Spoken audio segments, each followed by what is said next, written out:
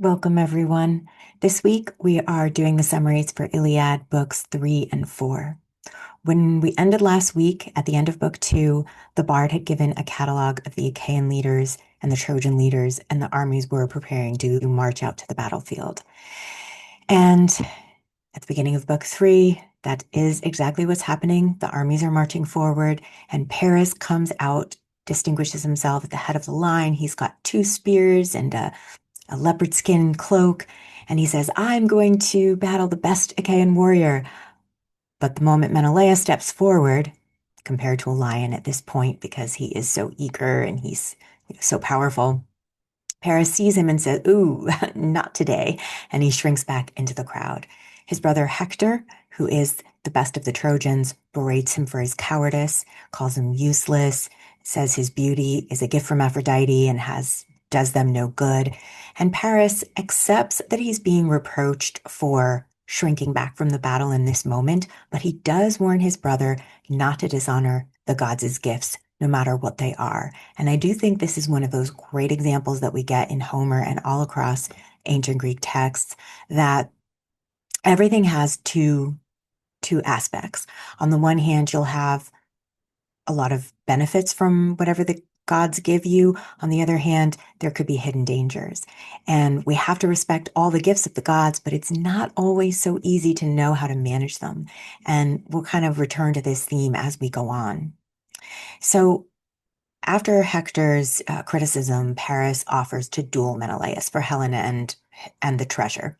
And he says, we'll save all the other men from dying. I'll go one-on-one with Menelaus. And Hector presents this offer to the Achaeans, and Menelaus accepts. While these events are taking place among the men, inside Troy, Iris is sent to bring Helen to the wall so she can witness the duel of these 2 men who want to be her husband.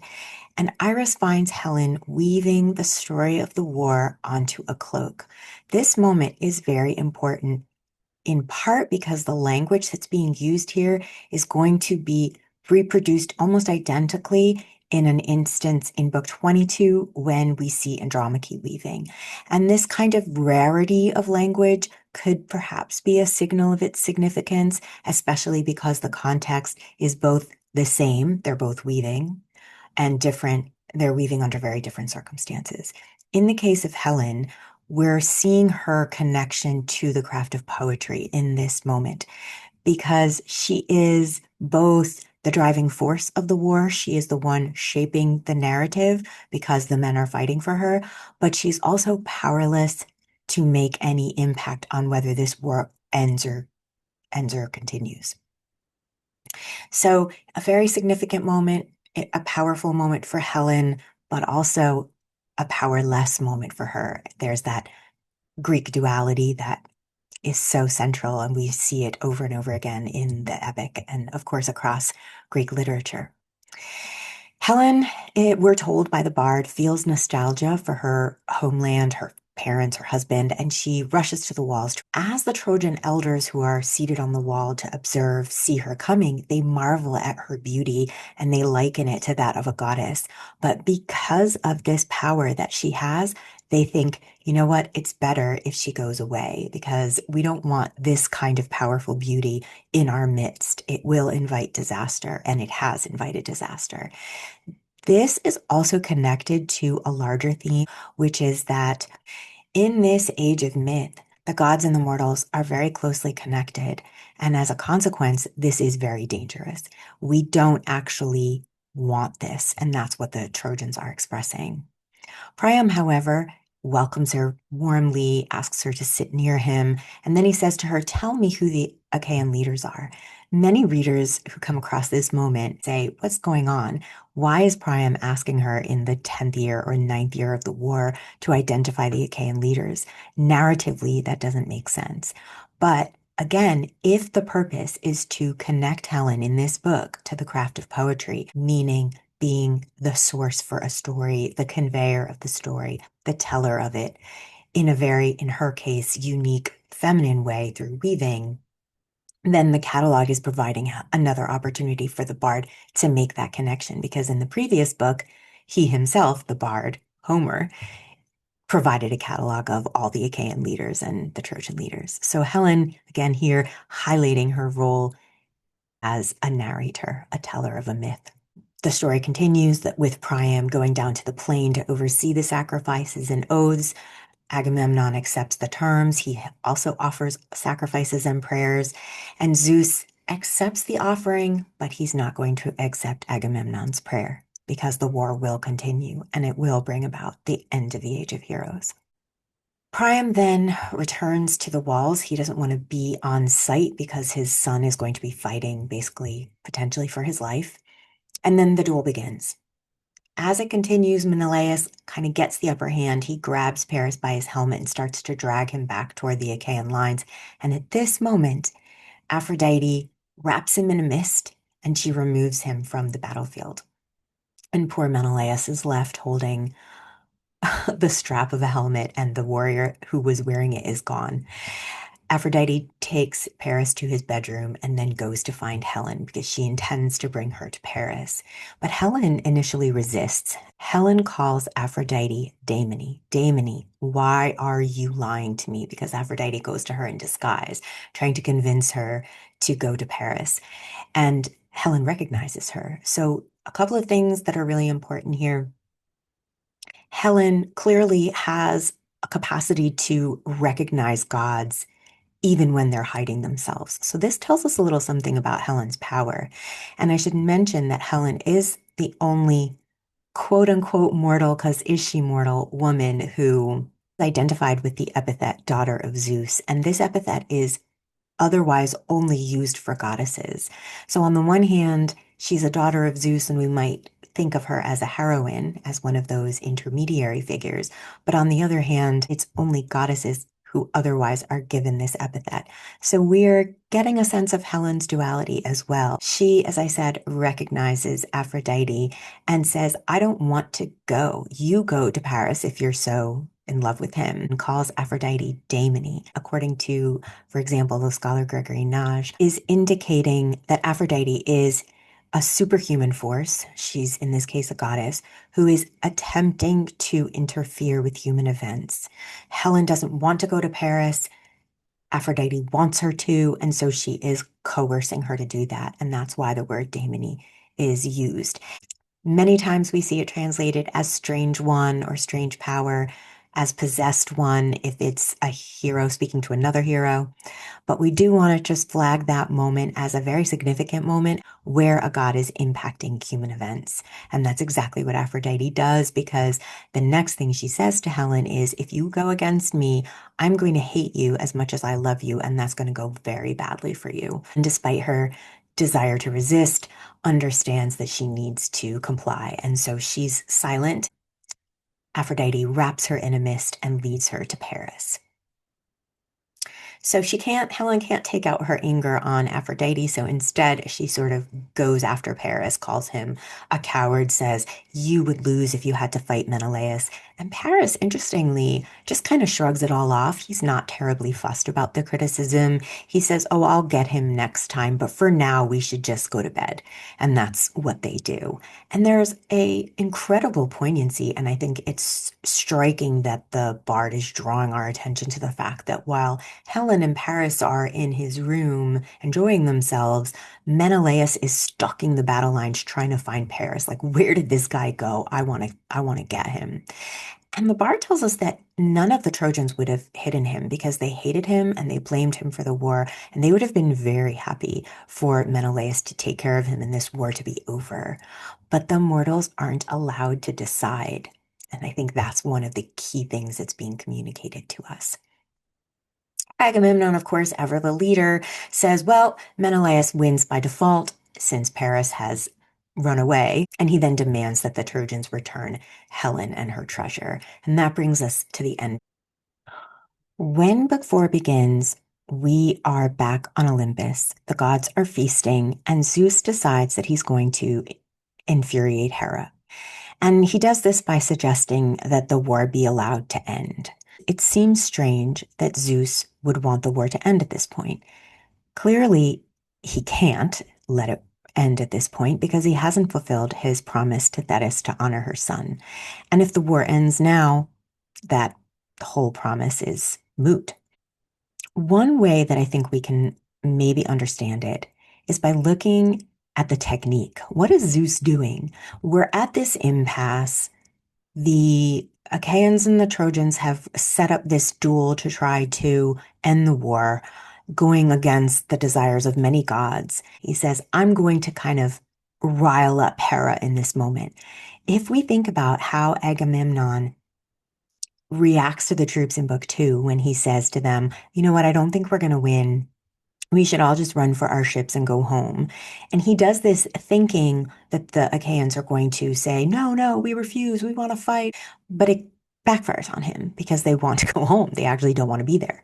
In this moment, Zeus's provocation of Hera doesn't backfire, and she starts coming out and arguing with him and saying, no, you can't do this. I have worked really hard to make this war happen. And we are told that Zeus is troubled, so he does seem genuinely to be bothered by something that Hera is doing or expressing, and he calls her daemony, the same thing that Helen calls Aphrodite in book three. And it seems weird here because in book three, it was maybe a minor goddess, maybe a heroine, maybe something in between, confronting maybe a more powerful goddess. Whereas in this instance, it's the god of the very top saying this to his wife, who presumably would be his equal partner in leading the Olympian gods. Again, just a suggested interpretation. Many different ones are possible always. But in this case, I would say here is Hera very much wanting to change the course of events. She wants the duel to be rendered ineffective and for the war to continue. And so she is rightfully called a daemony in this moment, a superhuman force seeking to impact human events. Hera warns Zeus that if he tries to end the war, not all the gods will approve because they all have some investment in this continuing. And then she does something interesting. She acknowledges that he's more powerful than her, that he is the top god, but she urges him to yield to her as she will yield to him. And in the Greek text, it says, I to you and you to me. And that idea of yes, you are the most powerful, but you still need to make concessions. You still need to keep us on your side. There's a little tiny allusion to a previous revolt against Zeus. And so there's almost an underlying level of kind of threatening him just a little bit, while at the same time acknowledging his power. And this combination is effective. The bard tells us that Zeus obeys his wife, and things are going to be set on course according to what the gods want. Zeus sends Athena to disrupt the truce, and she goes immediately to Pandarus, a Trojan who has this desire for glory. And this is one of those moments, again, where the duality is very present. Because on the one hand, we think, oh, well, these Homeric heroes have a desire for glory, and this causes them to achieve all of these great things, right? That's what we've been told. But none of these warriors is truly well and truly isolated, well and truly an individual. They all are connected to this network. They have their local community at home, the people who are waiting for them, and they have the community on the battlefield, and they're moved to do things by the relationships they have with people. And in this case, Pandarus's desire for individual glory is what Athena uses to lure him into making a mistake. She whispers in his ear, the Trojans will really celebrate you. They'll give you so many honors. You'll get so many gifts. You're going to be such a hero. And he's convinced by this to act alone without the consent of the leader. So this is a very powerful moment, an important moment, highlighting this complicated nature of heroism in the Homeric world. Pandarus lets his arrow fly. It hits Menelaus. One of my favorite summaries is in this moment where Athena brushes the arrow the way a mother would brush a fly away from her sleeping child. Look out for those mother similes. This is not the last time we're going to see somebody very powerful compared to a mother, especially when they're acting in a protective capacity. We will see this as an analogy for warriors, and it is used in a complementary fashion because nothing, right? Nothing is more protective than a mother, I guess, in this world, or certainly the desire to protect your child. So the arrow draws blood, but it doesn't harm ultimately Menelaus. A healer, Machaon, is called. Here's where we get more allusions to a whole world of myth, because Machaon is the son of Asclepius. Asclepius, we're told, learned his cures from Chiron, the centaur, and Machaon uses them here to treat Menelaus. And then the battle resumes, with Agamemnon ranging up and down the ranks. And as we saw in book 2, he's trying to rouse the soldiers. He praises Idomeneus and the Cretans. He praises the Ajaxes, and Nestor stops to have a little conversation with him. And then he comes upon Menestheus and Odysseus, and he kind of criticizes them for hanging back. Odysseus takes offense. He fights back. And this is what Agamemnon wanted. He wanted Odysseus to resist, to fight back, to kind of show his spirit. Continuing on, Agamemnon finds Diomedes, and now he has time to tell the youth a story about his famous father Tydeus. And he claims, "Oh, Diomedes, you are not living up to the fame of your father." And this is a big deal because if you are an Achaean warrior, that's part of the deal, is that you're going to add fame to your father's name. So this is actually a big criticism. And another warrior stands up to defend Diomedes. And here's what's interesting. Diomedes doesn't. He reproaches him. He says, "No, you have to remember that ultimately the honor or the blame of this entire expedition falls on Agamemnon's shoulders, and we cannot question his leadership methods." So we are getting a little hint of Diomedes' exceptional nature. He's young, but he's very wise, and he knows how to properly follow the chain of command. And even when you get insulted, you take it and you let it become fuel for you. So this is perhaps an alternate reaction to what we saw earlier with Thersites. Then we get the bard providing another catalog, in this case of the duels, with the names of both the winners and the defeated. This is very significant because just because you've lost doesn't mean you don't get your Kleos. If the Homeric epics are the conveyors of epic fame of Kleos, then just the fact that you fought is going to get you woven into this poem. And this is very important for us to hold on to later with Hector. And this book closes, I think, extremely powerfully with the bard saying, "No man who came upon this scene of battle and death would ever make light of war." And this is one of those lines that is very easy to miss because it doesn't seem to go with the rest of it. Battle here is supposed to be bringing all these warriors glory. So what do you mean? But in a sense, that's part of why it's so powerful to fight in a war, because in fact, it is a horrible, terrible, dreadful, destructive thing. And it's not something that we're going to want to make light of. And if it wasn't a big deal, then it wouldn't be worth singing about these warriors, both the winners and the losers. So that brings us to the end of book 4. And next week, I shall be back with books 5 and 6. And in the meantime, post any questions or comments or observations in the comments below.